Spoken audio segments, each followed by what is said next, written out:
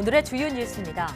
코로나19로 인한 경제 불확실성이 계속되는 가운데 정부가 내년도 우리 경제 성장률을 3.2%로 제시했습니다. 성장률 달성을 위해 한국판 뉴딜에 26조 원이 투입되고 비대면과 디지털 일자리 10만 개가 청년들에게 제공됩니다. 전기요금을 부과하는 방식이 새해부터는 유가와 계절에 따른 원가 연계형으로 바뀝니다. 일반 주택의 할인폭이 줄어들 것으로 예상되는 가운데 한전은 소비자 보호를 위해 급격한 전기요금 인상은 하지 않기로 했습니다. 지난 2011년 세계 최초로 허가된 급성심근경색 줄기세포 치료제를 만드는 과정에서 줄기세포를 냉동 보관했다는 의혹이 제기됐습니다. 사실이면 세포를 얼릴 경우 의료기관에서 의사가 직접 해야 한다는 당시 법규를 정면으로 위반한 것입니다. 미국에서 의료진 등을 대상으로 화이자 백신 접종이 이루어지는 가운데 영국과 마찬가지로 심각한 알레르기 반응을 보인 사례가 나왔습니다. 하지만 바이든 당선인은 백신이 안전하다는 것을 보여주기 위해 공개적으로 백신을 접종하겠다고 밝혔습니다. 안전 우선을 내세우던 유럽도 화이자 백신이 승인되면 일주일 이내에 사용 절차를 마치기로 했습니다. EU 집행위원회는 모든 회원국이 동시에 접종하는 방안을 추진하기로 했고 주요 회원국도 접종 날짜를 조율하기로 했습니다.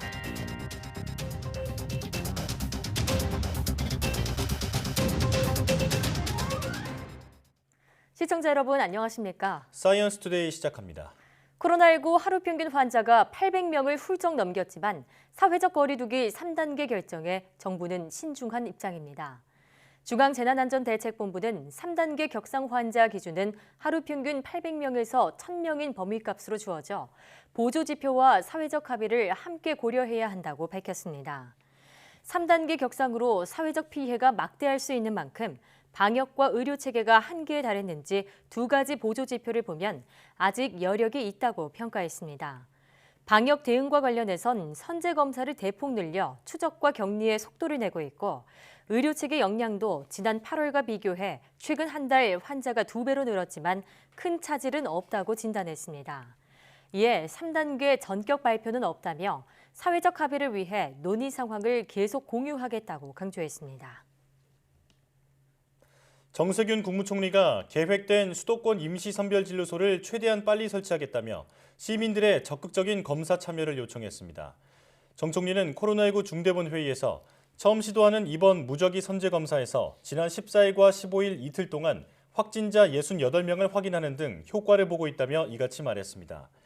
그러면서 병상 부족 문제로 수도권 일부 지역에서는 집에서 이틀 이상 대기하는 환자가 적지 않다며 중앙사고수습본부가 병상 컨트롤타워 역할을 확실히 하고 지자체도 적극 협조하라고 당부했습니다. 특히 성탄절과 연말을 앞두고 호텔과 파티룸, 펜션 등에서 소모임 예약이 급증했다는 보도는 참으로 개탄스럽다며 사랑하는 가족과 친구, 동료의 안전을 위해 각종 만남이나 모임을 모두 취소해달라고 호소했습니다. 코로나19 확산을 막기 위한 사회적 거리두기의 효과로 수도권 지역에서 주말 이동량이 크게 줄어든 것으로 나타났습니다. 중앙사고수습본부는 보도자료에서 지난 10일부터 13일 사이 수도권 이동량은 2만 4천여 건으로 직전 주말보다 12% 감소했다고 밝혔습니다. 이는 거리두기 1.5단계 시행 직전인 지난달 중순보다 31.8% 감소한 수치라고 설명했습니다. 비수도권도 직전 주말보다는 6.8%, 거리두기 상향 직전 주말보다는 30% 감소한 것으로 집계됐습니다. 정부는 이에 따라 현행 거리두기 단계를 유지하며 구체적인 방역 지침을 강화했습니다.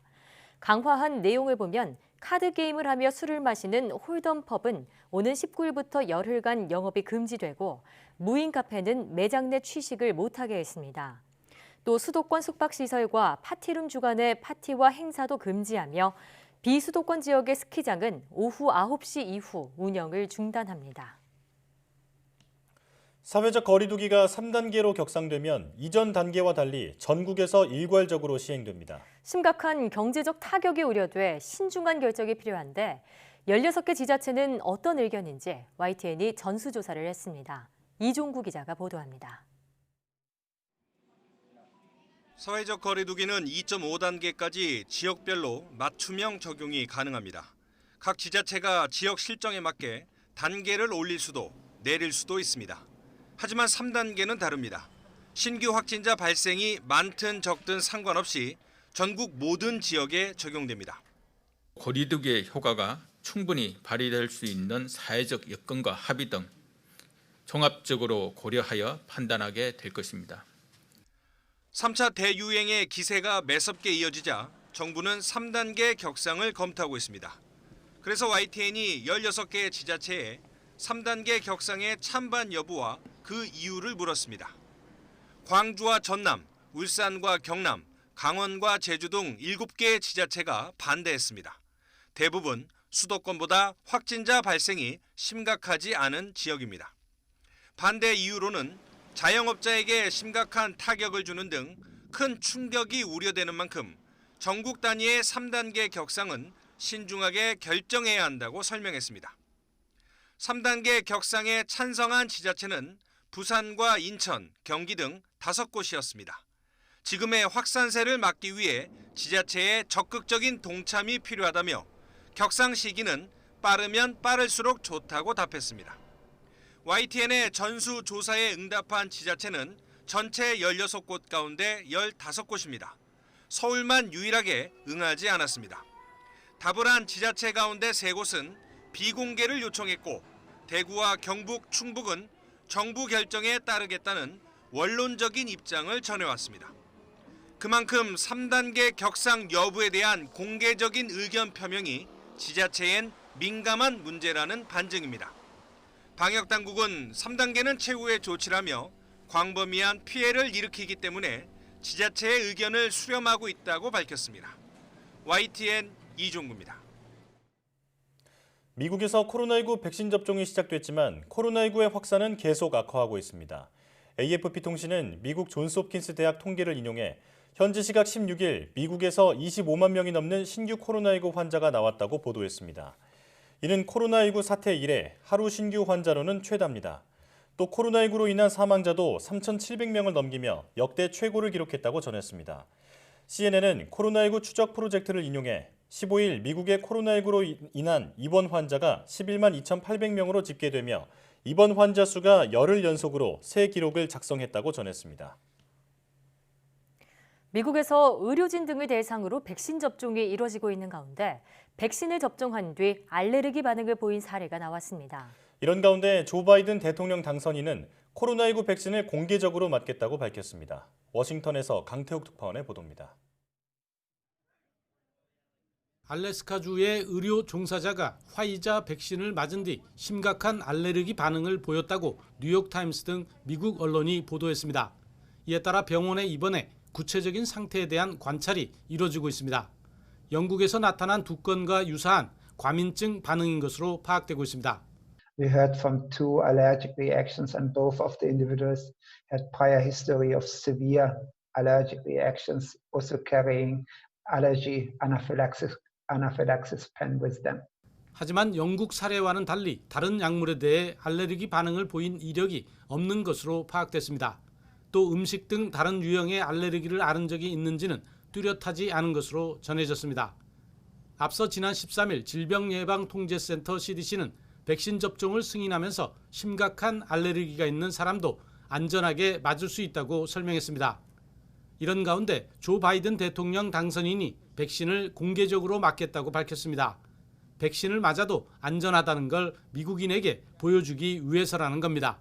But I want to make sure that we demonstrate to the American people that it is safe to take. They're working on that plan right now, and when I do it, I'll do it publicly. 언제 맞을지 검토하고 있기는 하지만 백신을 맞으려는 줄을 앞지르고 싶지 않다고 덧붙였습니다. 워싱턴에서 YTN 강태욱입니다. 네, 앞서 보신 것처럼 조 바이든 당선인은 코로나19 백신을 맞겠다고 밝혔는데요. 그 시기는 이르면 다음 주가 될 거라며 CNN 방송이 대통령 인수위원회 관계자를 인용해 보도했습니다. 또 마이크 펜스 부통령 부부는 현지 시각 18일 접종을 하겠다고 백악관이 발표했습니다. 백악관은 펜스 부통령이 백신에 대한 국민적 불신을 해소하기 위해 공개적으로 백신을 맞기로 했다고 설명했습니다. 코로나19 상황이 심각한 영국과 미국이 서둘러 백신 접종을 시작하자 안전 우선을 내세우던 유럽연합도 접종을 서두르고 있습니다. 27개 EU 회원국이 동시에 접종을 시작하는 방안이 추진되고 있는데 이르면 크리스마스 직후가 될 것으로 보입니다. 보도에 김형근 기자입니다. 되도록 빨리 27개 회원국이 함께 같은 날 백신 접종을 시작하자 폰데어 라이엔 유럽연합 EU 집행위원장은 이같이 제안했습니다. 회원국의 단합을 보여주고 뒤처지는 나라가 없도록 접종 시기를 조율하자는 겁니다. EU 주요 나라 사이에서도 공감대가 형성돼 있습니다. 독일, 프랑스, 이탈리아, 스페인 등은 백신 접종을 서로 조율하겠다는 공동 성명을 발표했습니다. Un objectif avant l'été et donc autour du printemps d'avoir ensuite, après les personnes âgées en maison de retraite, vacciné des personnes. 유럽의약품청도 화이자 백신의 승인을 서두르고 있습니다. 긴급 사용 승인을 위한 회의를 오는 21일로 일주일 앞당겼습니다. 여기서 승인되면 EU 집행위는 최대한 기간을 단축해 최종 사용 결정을 내릴 예정입니다. 모든 승인 절차는 일주일 내에 끝날 것이라고 EU 집행위는 밝혔습니다. 시나스 부위원장은 구체적으로 오는 26일쯤부터 백신 접종을 시작할 수 있을 것이라고 말했습니다. This means that this vaccine will be the Christmas gift for all Europeans if everything goes well. 코로나19 확산세가 심상치 않은 중남미 국가들도 앞다퉈 화이자 백신 사용을 승인하고 있습니다. 멕시코를 시작으로 칠레와 코스타리카, 파나마가 긴급 사용을 승인했습니다. 멕시코의 경우 곧 주문한 백신 물량이 도착할 것으로 보입니다. 하지만 칠레와 코스타리카 등은 주문은 해놓았지만 백신이 언제 도착할지는 아직 불투명한 상황입니다. YTN 김영근입니다.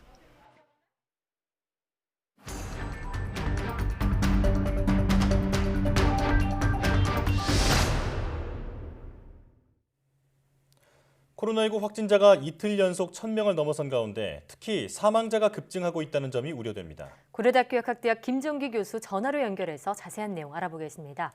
교수님 나와 계십니까? 네, 안녕하세요. 네. 코로나19 증가세가 꺾일 기미를 보이지 않고 있습니다. 신규 확진자 수가 이틀 연속 1,000명을 넘긴 건 이번이 처음인데요. 현재 상황 어떻게 진단하고 계십니까?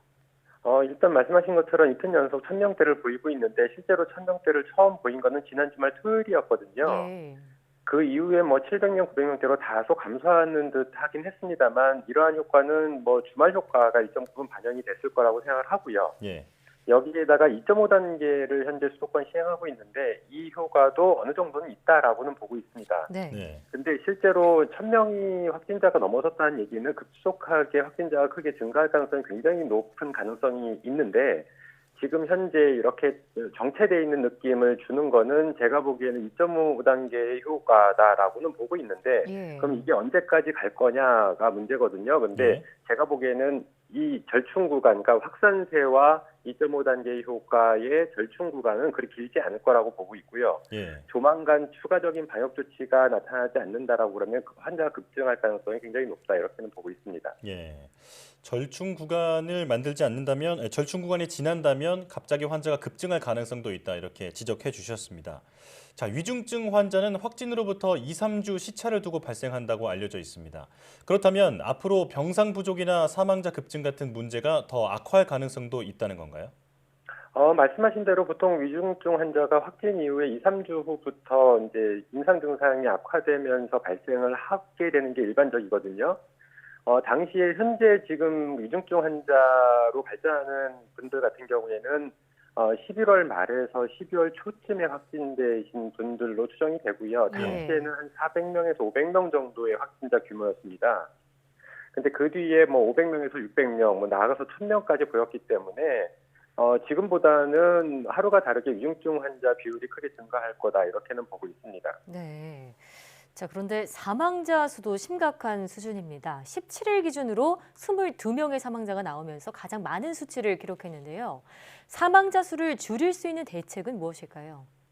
뭐 가장 중요한 거는 확진자의 보통 2에서 5% 정도가 위중증으로 발전하고 그 다음에 적절한 치료가 없을 경우에 사망에 이르기 때문에 네.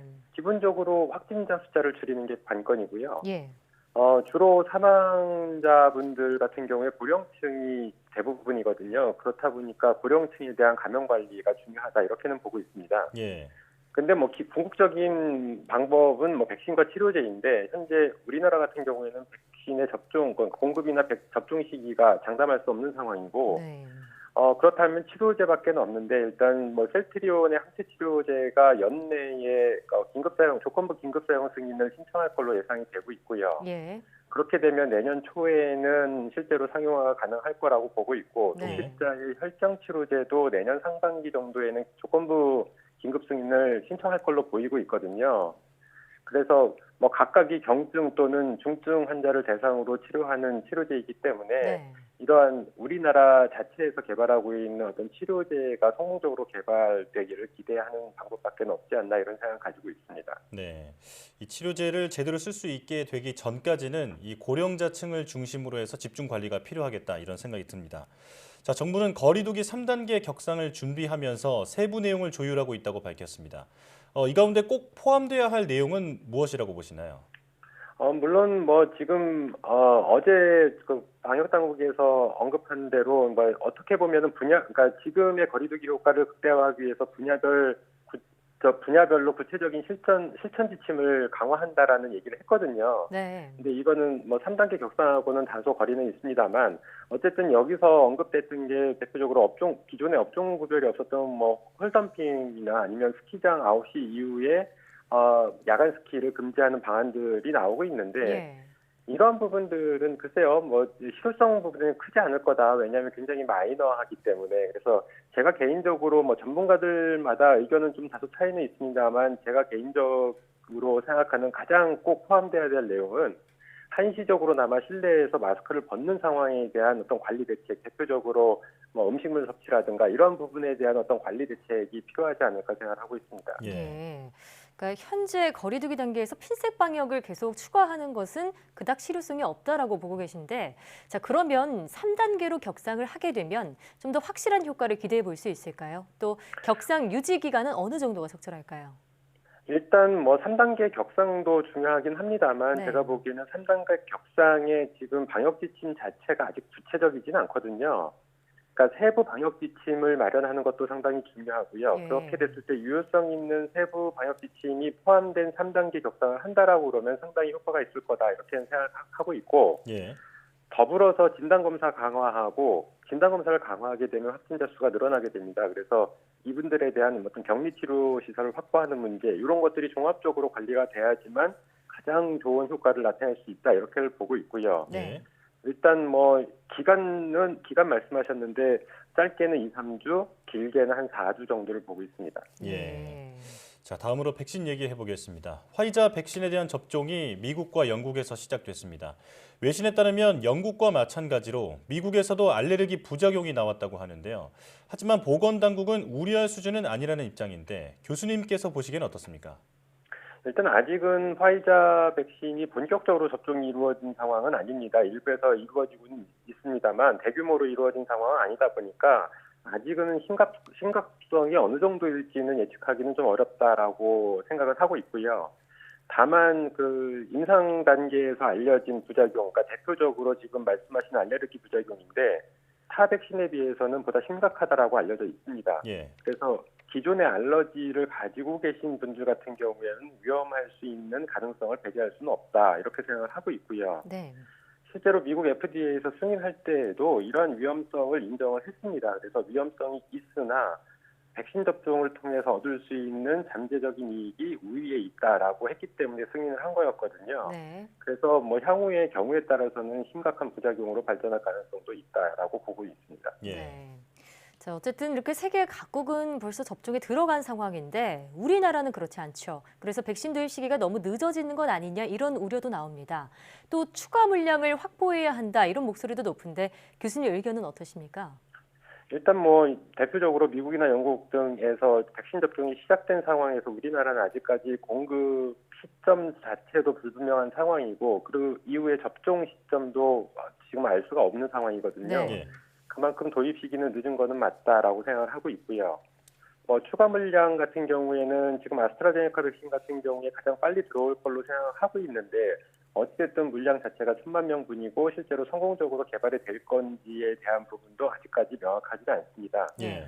가장 대표적으로 접종이 가능한 백신들이 이제 화이자나 모더나 백신인데 우리나라 같은 경우에는 내년 하반기나 돼야지 공급이 될 걸로 예상을 하고 있기 때문에 이 물량 확보 수적인 면에서는 충분할지는 몰라도 어떻게 보면 공급 시점이 제각각이라서 예. 이게 실효성을 발휘하기에는 상당히 어려움이 있다. 따라서 추가 물량 확보가 필요한 것은 맞습니다. 근데 화이자나 모더나 백신은 지금 시점에서 추가 물량 확보하기는 굉장히 거의 불가능할 거라고 생각을 하고 있고요. 예. 그렇군요. 아마 지금 추가 물량 확보하는 거는 내후년이나 접종이 가능할 걸로 예상을 하고 있습니다. 그렇게 되면 이제 다른 대표적인 제약사의 백신을 구매를 추진하는 것도 방안일 거다 이렇게 보고 있는데 네. 일단 대표적으로 현재 그 화이자나 모더나 아스트라제네카 백신을 빼놓고는 노바백스나 얀센 같은 얀센도 일정 물량 확보했습니다만 아직 임상 단계라서요. 예. 이런 물량들을 좀 추가적으로 확보하는 방향도 필요하지 않을까 이렇게 생각하고 있습니다. 예, 다른 대안도 좀 적극적으로 찾아봐야겠다는 생각이 듭니다.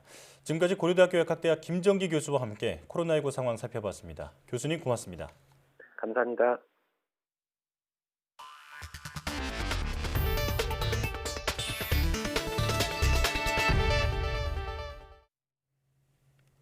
문재인 대통령이 2021년을 한국경제 대전환의 시간으로 만들어야 한다며 시작은 코로나 위기의 극복이라고 강조했습니다. 내년에도 서민과 중산층의 주거 안정이 무엇보다 중요하다며 수도권 127만 호 공급을 신속하게 추진할 것도 지시했습니다.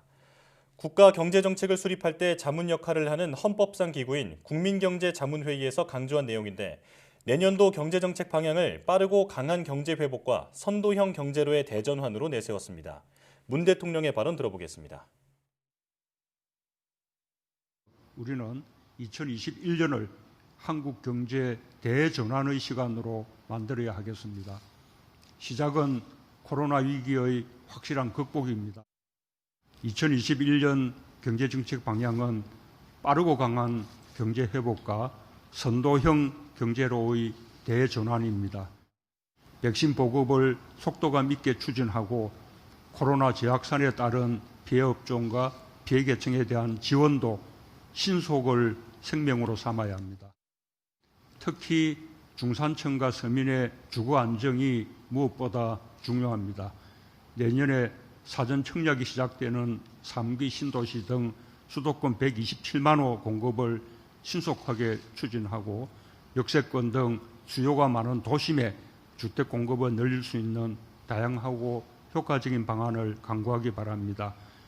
매매 시장과 전세 시장의 안정은 속도가 생명임을 특별히 유념해 주기 바랍니다. 정부가 내년 우리 경제 성장률을 3.2%로 제시했습니다. 코로나19의 불확실성으로 소비와 고용 등 민생 경제의 어려움이 내년에도 지속할 것으로 우려되는 만큼 내수 경제 살리기에 총력을 다하기로 했습니다. 먼저 오인석 기자의 보도입니다. 정부는 내년 재정의 63%를 상반기에 조기 집행하기로 했습니다. 역대 최대 규모로 내년에도 적극적인 확장 재정 기조를 이어가기로 했습니다. 내년 경제 성장률은 3.2%로 제시했습니다. IMF와 OECD, 한국은행, KDI 전망보다 높은 수치입니다. 사회적 거리두기가 3단계로 격상되면 성장률 추가 조정이 필요하다는 게 정부 판단입니다. 무엇보다 내수 경기를 살리는데 경제정책의 초점이 맞춰졌습니다. 신용카드 사용액 증가분에 추가 소득 공제가 신설되고 자동차 개별 소비세 인하가 연장됩니다. 고효율 가전기기 구매 환급제도 시행됩니다. 지역사랑 상품권과 온누리 상품권이 18조 원 규모로 확대 발행되고 방역 안정을 전제로 문화이용권과 농수산물, 외식 쿠폰 등 4+4 바우처 쿠폰의 온라인 사용이 추진됩니다. 투자 회복을 위해 공공과 민자, 기업 투자가 내년 110조 원 규모로 확대됩니다. 공공주택과 철도 등 공공기관 투자 65조 원을 비롯해 민자 사업 17조 원, 기업 투자는 28조 원으로 늘어납니다. 철저한 방역을 토대로 한 소비 투자 등 부문별 활력 제고에도 중점을 두겠습니다. 설비 투자 가속 삼각 도입 및 첨단 산업 협력형 뉴턴 지원 등 세제 재정 지원도 강화하겠습니다. 정부는 중산층 대상의 건설 임대주택의 종부세와 재산세 감면 공시가격 기준을 9억 원으로 높여 민간 건설업자의 신규 임대주택 공급 활성화를 추진하기로 했습니다. 수출 기업인을 위한 격리 면제서 접수 창구를 단일화하고 입국 절차를 간소화하는 신속 통로 제도가 확대 추진됩니다. 선적 공간 부족으로 어려움을 겪는 중소 중견 기업을 위해 국내 선사의 임시 선박을 월 2척 이상 투입하고 중소 중견 기업의 선적 공간의 50%가 우선 제공됩니다. YTN 오인성입니다. 취업 취약계층에 내년 1월 중 50만 개의 직접 일자리가 제공되고 비대면과 디지털 일자리 10만 개가 청년들에게 지원됩니다. 차세대 성장 동력을 위해 내년 26조 원의 예산이 한국판 뉴딜에 투입됩니다. 계속해서 김태민 기자입니다. 코로나19 영향으로 올해 줄어드는 일자리는 22만 개에 달할 것으로 정부는 예측하고 있습니다. 내년에도 취약계층의 고용 부진으로 소득 양극화가 지속할 것으로 우려되는 상황. 이에 따라 정부는 내년 일자리 예산을 30조 원 이상으로 대폭 늘렸습니다. 취약계층의 직접 일자리 104만 개가 제공되는데 그중 50만 명 이상은 1월 중 채용됩니다. 또 코로나 위기로 취업 기회를 잃은 청년들에게는 비대면, 디지털 등 민간 일자리 8만 개가 새로 지원되고 공공부문은 2만 개로 확대됩니다. 고용 충격 완화를 위한 고용유지 지원금은 내년에도 확대 지원됩니다. 이를 통해 정부는 내년 취업자 증가폭이 15만 명이 될 것으로 전망하고 있습니다. 코로나 위기로 일할 기회마저 상실한 청년의 이력 현상을 방지하기 위하여 민간과 공공부문에서 10만 청년 일경험 사업도 적극 추진하겠습니다. 취약계층의 취업과 소득을 지원하는 국민취업지원제도가 내년 1월부터 본격 시행되고 생계와 의료, 주거, 교육 등 4대 사회안전망도 강화됩니다. 차세대 성장 동력 확보를 위해 내년에 26조 원의 예산이 한국판 뉴딜에 투입됩니다. 정부는 5G와 첨단 반도체 투자 등의 세제를 지원하고 녹색금융과 배출권 거래 활성화로 그린 뉴딜을 뒷받침하기로 했습니다. 또 뉴딜 금융 확산을 위한 정책형 뉴딜 펀드 4조 원도 본격 조성됩니다. YTN 김태민입니다. 전기요금을 부과하는 방식이 새해부터 유가와 계절에 따라 원가 연계형으로 크게 바뀝니다. 소비자 보호를 위해 전기요금의 급격한 인상은 없다는 게 산업부와 한전의 설명인데 일반 주택은 공제 할인폭이 줄어들 예정이어서 실제로는 어떤 영향을 미칠지 관심입니다. 조용성 기자가 새로 바뀌는 전기요금제를 소개합니다. 전기요금 고지서의 내용이 지난 2013년 이후 처음으로 대폭 바뀌게 됩니다. 전기의 원가를 좌우하는 유가 등 발전연료비가 출렁거려도 전기요금에는 반영되지 않는 구조여서 한전의 경영 변동성이 크고 특히 합리적인 소비를 유도하지 못했다는 판단입니다. 이 같은 전기요금 개편안은 산업부가 인가해 최종 확정됐습니다. 전기요금 제도 변화는 크게 4가지입니다. 연료비 변동분을 주기적으로 반영하는 원가연동 체계가 도입되고 기후와 환경요금을 고지서에 따로 표시합니다. 또 주택에 적용되던 할인 제도가 점차 축소되고 계절과 시간에 따라 다른 요금제가 적용됩니다. 한전은 지난달 전기요금 체계 토론회에서 연료비 연동의 필요성을 강조했습니다. 연료비 등 원가 변동 요인과 외부 비용이 적기에 탄력적으로 반영되는 요금 체계 정립이라는 3차 애기보원의 방향을 구현하면서 당장 다음 달부터 적용되는 원가 연계형 전기요금 체계부터 살펴보겠습니다. 새로 연료비 조정요금 항목이 생겨서 분기마다 지난 석 달 평균 연료비 변동분을 전기요금에 반영을 합니다. 단 혼란을 막기 위해 분기별로 1,050원 이상 오르내리지 않도록 제한을 뒀습니다. 또 정보를 투명하게 보여주기 위해 기후 환경 관련 비용을 따로 표기합니다. 주택용 고지서를 예를 들어 비교해 보겠습니다. 4인 가구 월 평균 사용량 350kWh를 적용해 보면 기존에는 5만 5천 원 정도가 나옵니다. 이를 바뀐 요금제로 고지서를 만들면 기존의 전력량 요금에 포함되어 있던 기후 환경 요금이 따로 표시됐습니다. 여기에 연료비 조정액이 더해지면 기존 요금 체계보다 1,000원 정도 가격이 내려갑니다. 내년 7월부터도 일부 달라집니다. 주택용 필수 사용 공제 할인 제도를 통해 월 4,000원 할인받았던 것을 내년 하반기부터는 절반으로 줄고 1년 뒤에는 취약계층을 제외하고는 할인받지 못합니다. 요금 제도의 또 다른 변화는 이처럼 계절과 시간대별로 다른 요금제가 적용된다는 것입니다. 게시별 요금제는 제주 지역부터 시행하고 단계적으로 확대될 예정입니다. 이제 내년부터는 국제유가의 급등락이 전기요금에 직접적인 영향을 미치게 됐습니다. 이렇게 바뀐 요금제가 소비자의 전기요금 부담으로 이어지지 않도록 면밀하게 관찰해야 할 것입니다. YTN 조용성입니다.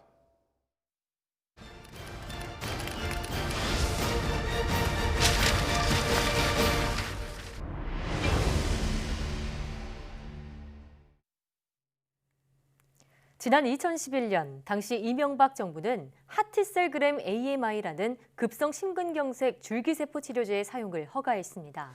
그런데 치료제를 만드는 과정에서 허가도 받지 않고 환자들의 줄기세포를 냉동 보관했다는 의혹이 불거지고 있습니다. 기획탐사팀 김웅래 기자가 보도합니다. 하티셀그램 AMI, 9년 전에 품목 허가받아 시판된 세계 최초 급성 심근경색 줄기세포 치료제입니다. 우리나라도 최근 심근경색 치료제가 공식 허가를 받으면서 세계 최초로 줄기세포 치료제 상업화에 성공했습니다. 하티셀그램 AMI는 급성 심근경색 환자의 골수에서 얻어낸 중간엽 줄기세포로 만들어집니다. 심장에 투여하면 심장이 온몸으로 피를 내뿜어주는 능력을 일부 회복시킨다는 점을 근거로 식약처로부터 품목 허가를 받았습니다.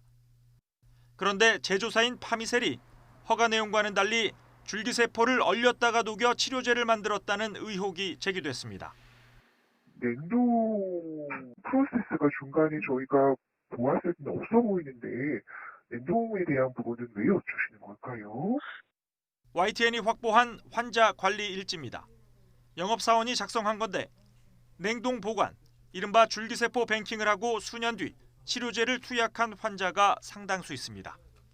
그 사람들은 언제든지 와서 맞으려고 그러면 해줘야 돼요. 우리가 그렇게 모집을 했고 회사에서도 그렇게 지시를 했고.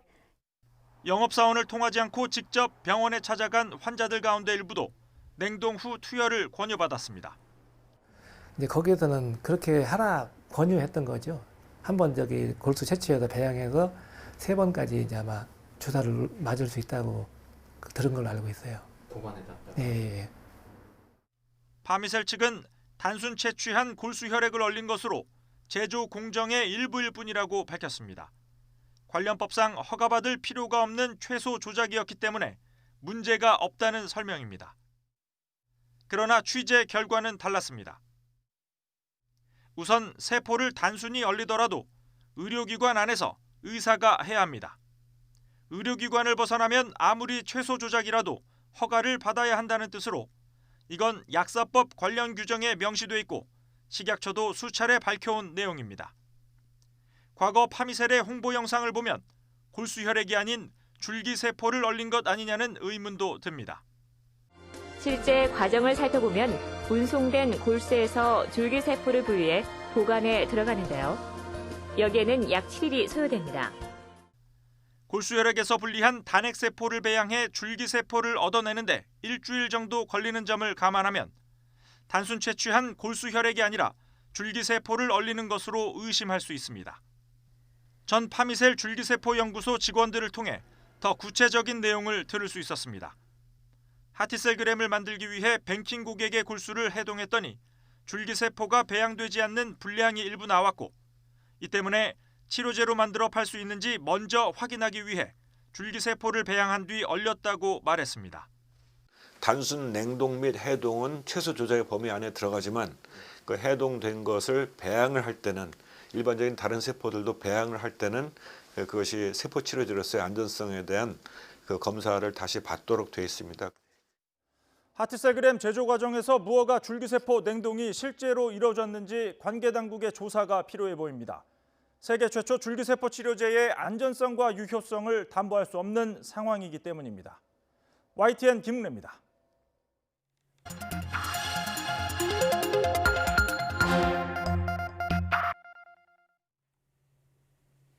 다양한 분야의 과학 이슈를 과학 기자의 시각으로 집중 분석하는 사이언스 취재파의 시간입니다. 스튜디오에 이혜리 기자 나와 있습니다. 어서 오세요. 안녕하세요. 네, 오늘은 어떤 얘기 나눠볼까요? 네, 코로나19로 정말 힘들었던 2020년 한 해도 어느덧 저물어가고 있는데요. 네. 특히 연말에는 뭐 다른 때보다 기부 관련 소식이 많이 전해지곤 하는데 특히 올해 과학계에서는 뭐 금전적인 기부뿐만 아니라 재능 기부 형식으로 이런 훈훈한 소식들이 많이 전해졌습니다. 네. 그래서 오늘은 이 소식 조금 더 자세히 나눠보도록 하겠습니다. 네, 지금 코로나19로 전 세계, 특히 뭐 우리나라 상황도 요즘에 네. 굉장히 우울한 상황인데 잠시라도 마음이 좀 따뜻해질 수 있을 것 같습니다. 하나씩 알아볼까요? 네, 맞습니다. 우선 어려운 시기일수록 미래 먹거리를 준비해야 한다면서 통 큰 기부를 한 사례가 눈에 띄는데요. 16일 이 동원그룹 명예회장이 카이스트에 거액의 사재를 기부하기로 했다는 소식이 전해졌죠. 네. 이 김 명예회장은 10년 동안 500억 원을 기부하기로 약정했는데요. 그의 바람은 한국이 인공지능의 강국이 되는 것, 그리고 그 중심에서 카이스트가 중요한 역할을 해주는 것이었습니다. 예. 김 명예회장은 평소 4차 산업혁명 시대를 맞아 한국이 AI 분야 주도권을 잡아 선진국으로 발돋움하기 위해서는 무엇보다 AI 분야 인재 양성이 중요하다는 것을 강조해온 것으로 전해졌는데요. 네. 기부 약정식에서는 카이스트가 AI 인재 양성으로 AI 선진국의 길을 개척해주는 역사적 과업을 수행해 줄 것을 당부했습니다. 직접 들어보시겠습니다. 이제는 과거 모든 변화를 아우르는 그 변화 이상으로 우리의 삶을 바꿀 큰 변화가 우리 앞에 다가오고 있습니다.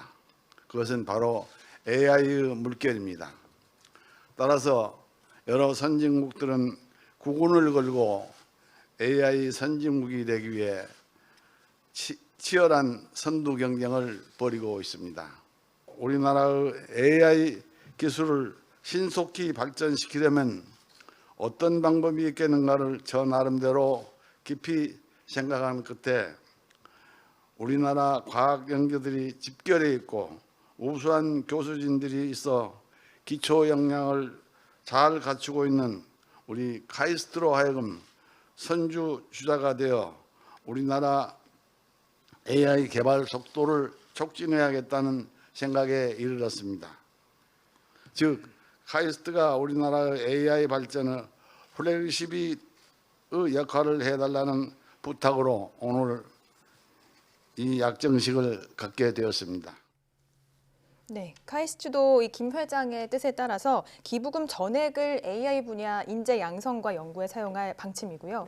네. AI 대학원을 김 명예회장의 이름을 따 김재철 AI 대학원으로 명명하고 2030년까지 전임 교원 수를 총 40명으로 늘리는 등의 네. AI 인재 육성 계획을 밝히기도 했습니다. 그렇군요. 카이스트는 올해 유독 이렇게 기부 소식이 많은 것 같아요. 올 여름이죠. 이수영 광원산업회장도 노벨상 수상자를 꼭 배출해달라며 거액을 기부해서 화제가 됐잖아요. 네, 그렇습니다. 그 당시에도 이 회장은 한국을 이끌 인재를 키워달라면서 676억 원 상당의 부동산을 발전기금으로 기부했는데요. 네. 이 회장 역시 인재 양성의 중요성을 거듭해서 강조했습니다. 네. 자, 한 해 동안 코로나19로 인해서 사실 모두가 힘들었는데 특히나 과학계에서는 이렇게 기부 소식이 많이 들려와서 참 다행이라는 생각이 들었습니다. 네. 자, 금전적인 기부 외에도 다양한 성과 공유 그리고 협력도 많이 이루어졌잖아요. 네, 그렇습니다. 특히 이제 코로나19 관련돼서 관련 연구를 공유하고 자발적으로 재능을 기부한 사례가 많았습니다. 특히나 이제 코로나19 초창기에 공적 마스크 부족 사태가 있었을 때 자발적으로 앱을 만들어서 마스크의 재고를 알리기도 했고요. 네, 그랬죠. 코로나19도 관련 논문을 공유할 수 있는 플랫폼을 만드는 등의 일들도 있었는데요. 최근에는 과학자들이 재능 기부를 통해 이용해서 코로나19 치료 물질, 치료 후보 물질 4가지를 찾아냈다는 소식도 전해졌습니다. 예. 이 치료 후보 물질은 국제 공동 연구를 통해 발견됐고요. 지난 3월부터 코로나19 바이러스를 막을 화학 합성 의약품을 개발하기 위해서 시작됐는데요. 이 공동 연구에 무려 30여 개 연구 그룹이 자발적으로 참여했고요. 이 중 14,000가지가 넘는 후보 물질이 제안됐고 이 가운데 약효가 있는 물질을 골라내는 작업을 거쳤습니다. 연구가 한 6개월 넘게 이루어졌지만 연구 그룹들은 무료로 연구에 참여하기도 했고요. 이 집단 지성을 이용해서 가장 효과가 좋은 치료 후보 물질을 찾을 수 있었습니다. 심지어 연구진이 공개한 모든 정보는 또 특허권이 없이 누구나 사용할 수 있습니다. 그렇군요. 말 그대로 재능 기부를 한 건데 자, 이 제약사 등에서 앞으로 코로나19 치료제를 개발할 때도 이걸 활용해서 또 비용도 절감할 수 있겠다 이런 생각도 들어요. 이게 과학계가 정말 인류를 구원할 코로나19 백신과 치료제 개발에 사활을 걸고 사명을 갖고 있다 이런 생각도 드네요. 그렇습니다. 자, 이런 힘들이 모여서 코로나19를 정복할 날이 좀 하루빨리 찾아왔으면 좋겠는데요. 자, 이제 연말이 됐는데 이쯤 되면 올해의 인물, 올해 이슈 이런 것들 많이 을에 꼽긴 하잖아요. 이제 국제학술지 네이처에서 올해의 인물 10명을 뽑았다고요? 네, 그렇습니다. 매년 이제 네이처에서 화제 인물, 과학계 화제 인물 10인을 선정하는데요. 올해 선정된 인물들을 보면 대다수가 이 코로나19 관련 인물이어서 코로나19가 얼마나 올 한 해를 잠식했는지를 알 수 있었습니다. 우선 과학계 화제 인물 10일에는 앤서니 파우치 미국 국립알레르기 전염병 연구소장과 테워드로스 아드하놈 거브레예수스 세계보건기구 WHO 사무총장 등이 포함됐는데요. 특히나 올해는 코로나19와 관련한 과학자는 물론이고 공중보건, 정치 등 다양한 분야에서 화제 인물이 다수 선정됐습니다. 앤서니 파우치 소장의 경우에는 이 미국의 코로나19 대응의 어떤 상징이 된 인물인데요. 도널드 트럼프 미국 대통령이 과학계와 대립각을 세우면서 때로는 잘못된 정보를 공식 석상에서 말하는 동안 이 파우치 소장이 대중에게 가장 믿을 만한 정보를 전하면서 신뢰를 받기도 했습니다. 이 파우치 소장이 올해 했던 말들 모아봤습니다. 함께 보시겠습니다. If we don't do that successfully, we could be in for a bad fall and a bad winter. People say, do you think we'll be back to normal this summer? And I say, I don't really think so because it may be a new normal, but it's not going to be the way we had it before. If you want to get a message across, build up the confidence in others that you are speaking the truth and you are speaking and advising on the basis of evidence and science. We could start to see things really get bad in the middle of January. So I think not only for New York State, but for any state or city that is facing similar problems, without substantial mitigation, the middle of January can be a really dark time for us. 네, 바이든 당선인도 대통령이 되면 곧바로 파우치 소장을 중용하겠다 이렇게 밝히면서 앞으로의 행보가 더 기대되기도 하는데요. 그런데 저는 사실 거브레예수스 WHO 사무총장이 꼽힌 게 좀 의외기도 해요. 그동안 좀 코로나19 대응이 미흡하다고 비판을 받기도 하지 않았나요? 네, 맞습니다. 이 네이처는 거브레예수스 사무총장이 코로나19 대응과 관련해서 비난을 받기도 했지만 세계 각국을 규합해서 코로나19에 대응했다 이렇게 평가했습니다. 이 밖에도 또 다른 인물들을 좀 살펴보면 저신다 아던 뉴질랜드 총리가 좀 눈에 띄는데요. 아던 뉴질랜드 총리는 신속하고 단호한 조치로 뉴질랜드를 코로나19로부터 상대적으로 안전하게 만들면서 국민에게 찬사를 받기도 했고 또 역시 화제 인물 10인에 꼽힌 우루과이의 바이러스 학자 곤살로 모라토리오의 경우는 동료들과 함께 코로나19 바이러스 진단 테스트를 개발해서 우루과이의 연쇄적인 감염과 사망을 피할 수 있게 했다는 평가를 받았습니다. 또 중국 우한에서 코로나19 발생 초기 이 바이러스의 RNA 염기 서열을 신속하게 공개했던 중국 바이러스 학자 장용전도 화제 인물로 꼽혔습니다. 이 밖에도 미국 제약사 화이자의 백신 연구 개발 책임자와 코로나19 위험을 중국 정부에 신속하게 알려서 우한을 봉쇄하도록 했던 중국 전염병 학자 리란주안 등도 이름을 올렸습니다. 코로나19로 올해 수많은 사람이 힘들었지만 이렇게 위기 속에서도 빛났던 그 영웅들도 굉장히 많이 있었다는 것을 알 수 있었습니다. 자, 이들이 이렇게 많이 활약을 해준 만큼 내년에는 모두가 코로나19를 이기고 하루빨리 일상을 되찾을 수 있었으면 좋겠습니다. 자, 지금까지 이혜리 기자와 함께했습니다. 오늘 말씀 잘 들었습니다. 고맙습니다.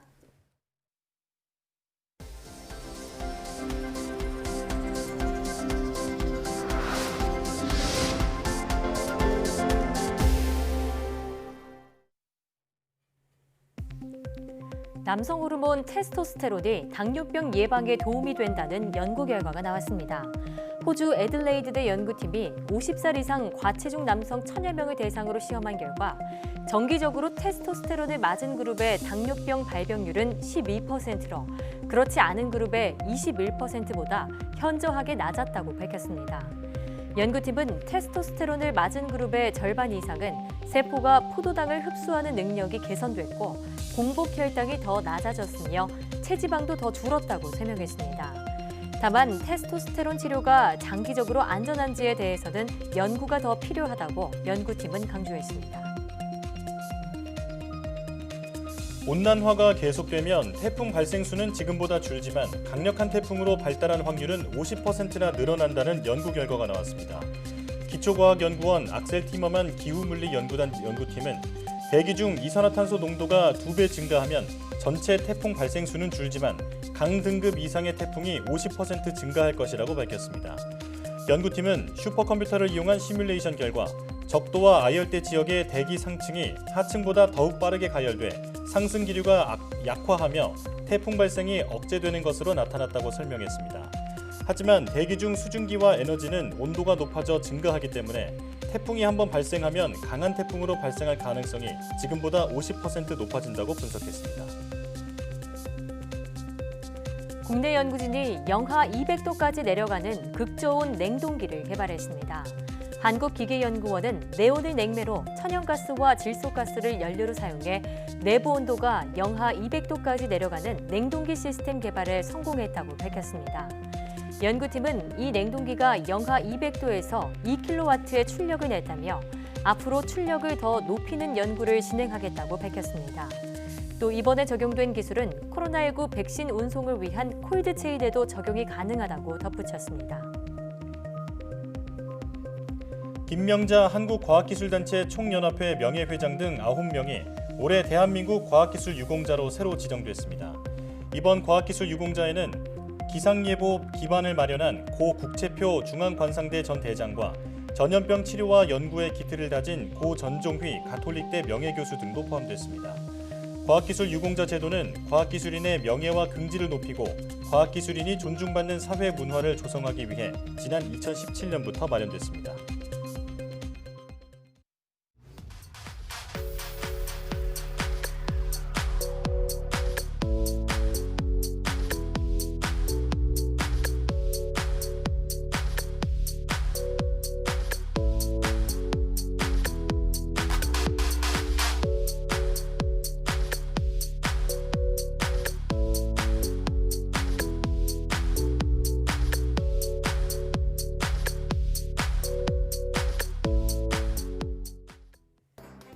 코로나19 사태로 과학기술의 중요성이 날로 커지는 요즘 국내 유일의 과학 전문 방송 YTN 사이언스가 공익 채널로 선정됐습니다. 공익 채널은 방송의 공익성 확보와 시청자 복지 향상을 위해 방송통신위원회가 선정하는 채널인데요. YTN 사이언스는 2008년 개국 이후 13년 연속 공익 채널로 선정됐습니다.